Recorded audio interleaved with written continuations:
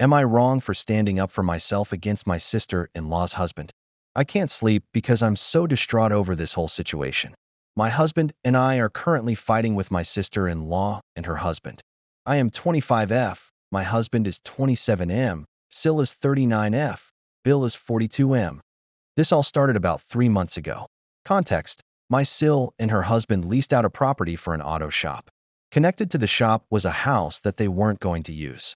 Sil offered to rent it to us because it was closer to the town where I went to school and my hubby worked. I was against this idea initially because I don't like the idea of mixing family and finances. I eventually agreed after my husband assured me that it wouldn't be an issue. We moved in shortly after our wedding in September of 2023.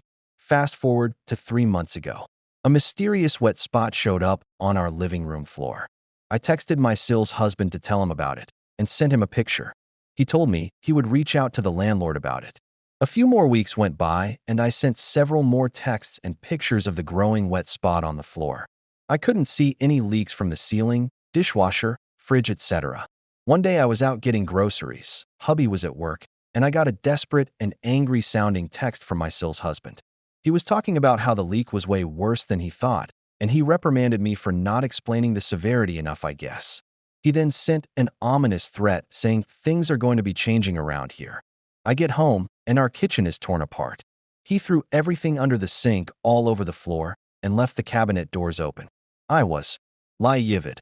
I took a picture of the chaos and sent it to him saying, "Don't worry, we will be moving out." Thanks for this, by the way. I was trying to calm myself down when he walked into the house and said, "You really want to fuck with me right now?" I was already crying and shaking, and he started yelling about how the leak could be thousands of dollars worth of damage.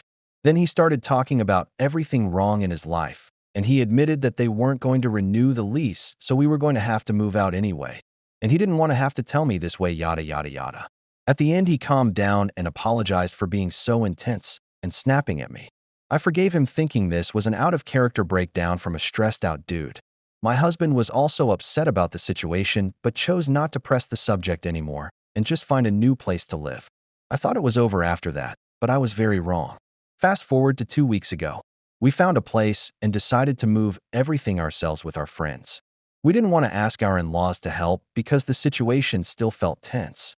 Sil's husband had been acting a bit distant, but still cordial. There were a few pieces of furniture we wanted to sell, and SGL had said we could leave it there while we sold it. I double-checked with Sil's husband that it was okay we did that. He shrugged and said he couldn't see why it would be a problem. Spoiler, of course, it was an effing problem. We sold one item, and hubby asked Sil if the person could just go grab it. And she could Venmo us, so we didn't have to go all the way back out to the old place. She said that was fine.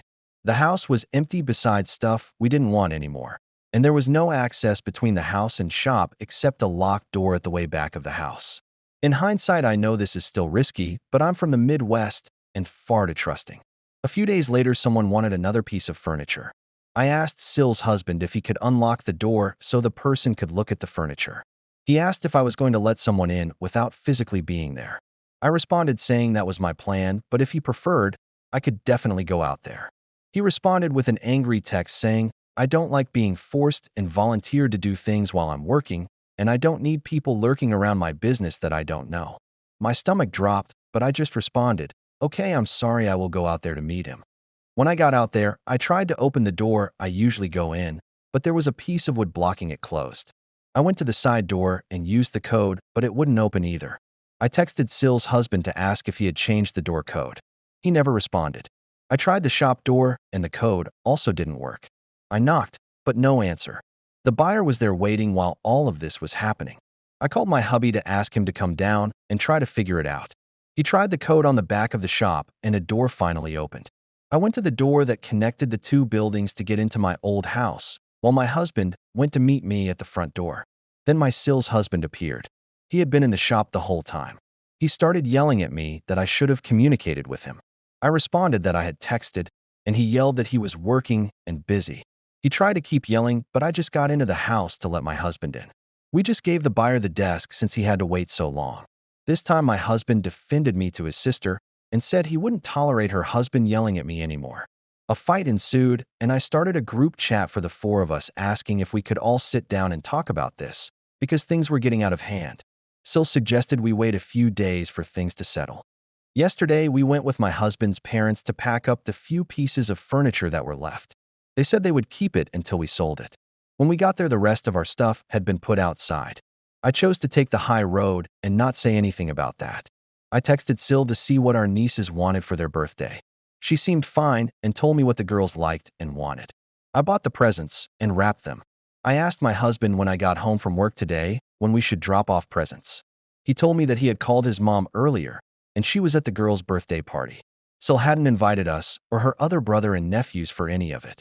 I know my husband is hurting inside. He has been to every single one of their birthdays. He's trying to put on a brave face. But if I'm distraught over not seeing our nieces, then I can't even imagine how he is feeling. What do? I know standing up for myself was the right thing to do, but I can't help but feel like I contributed to my husband and Sil's relationship crumbling. Please help. Edit. To clear up a few things. 1. Landlord was not upset about the leak incident. He sent a guy out after Bill explained the severity of the issues. Turns out dishwasher was leaking under the subflooring in the kitchen and creating the wet spot on the carpet. He apologized for not taking it seriously at the time and offered to get the carpets cleaned for us. But I had wanted a shampooer for a while and just cleaned it myself. 2. Yes, I was wrong for assuming it would be fine if I wasn't there for the furniture thing. I'm definitely not claiming that was a smart move. It was a very dumb, lazy move, in fact, which is why I was willing to eat the angry text. I immediately apologized and got in my car to meet the buyer instead. I also apologized to the buyer for not coordinating well when I couldn't get into the house. I told him I understood if he wanted to leave, but he was very cool about it all and stuck around. I gave him the dresser for free for his trouble.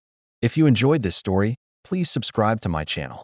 There are many great stories for you on my channel. Thank you for watching.